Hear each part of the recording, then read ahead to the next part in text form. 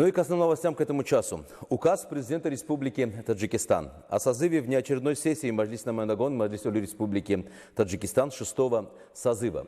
В соответствии со статьей 52 Конституции Республики Таджикистан постановляю созвать внеочередную сессию Маджлис-Намаи-Нагон Маджлис-Ули Республики Таджикистан 6-го созыва 6 сентября 2021 года в 10:00 часов в городе Душанбе. На рассмотрение внеочередной сессии Маджлис-Намаи-Нагон Маджлис-Ули Республики Таджикистан 6-го созыва представить проект закона Республики Таджикистан об амнистии. Президент Республики Таджикистан Эмомали Рахмон, город Душанбе, 30 августа 2021 года. Сегодня основатель мира и национального единства, лидер нации, президент Республики Таджикистан, уважаемый Эмомали Рахмон, пользуясь своим конституционным правом на основании принципах гуманизма и по случаю 30-летия государственной независимости Республики Таджикистан, представил проект закона Республики Таджикистан об амнистии на рассмотрение Маджлис-Намаи-Нагон Маджлис-Ули Республики Таджикистан. В целях принятия настоящего закона указом президента Республики Таджикистан 6 сентября 2021 года созвана внеочередная сессия Маджлис-Намаи-Нагон Маджлис-Ули Республики Таджикистан. Закон об амнистии распространяется на широкий круг осужденных и лиц, дела которых находятся на стадии дознания, предварительного следствия и судебного рассмотрения. Законопроект полностью освобожден от уголовной ответственности и отбывания наказания следующих лиц.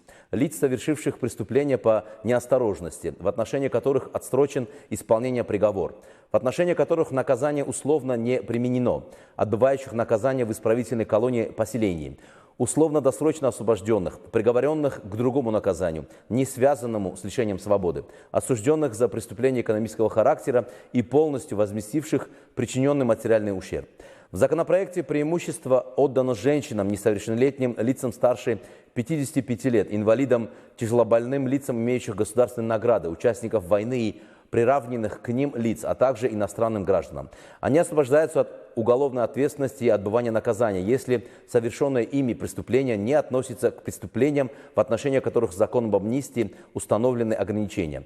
По предварительным данным, закон распространяется в отношении 16 тысяч лиц, из которых 10 700 будут освобождены от уголовной ответственности и дальнейшего отбывания наказания. В частности, освобождаются 800 подозреваемых и обвиняемых, 350 подсудимых, около 3000 осужденных из исправительных учреждений, 1900 осужденных из колонии поселений и 4650 осужденных из инспекций исправительных работ. 5300 осужденным будут сокращены сроки наказания.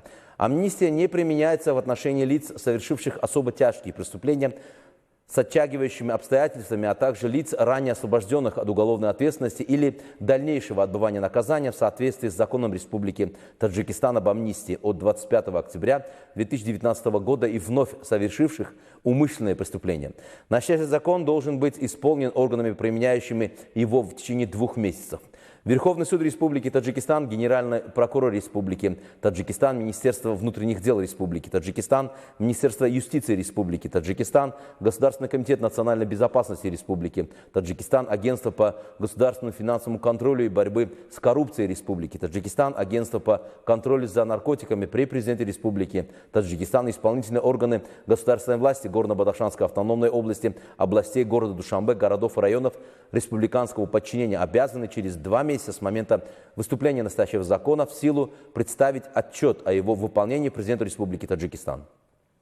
Закон после его принятия Маджлис-Намаи-Нагон Маджлис-Ули Республики Таджикистан и подписания президентом Республики Таджикистан будет опубликован в печати.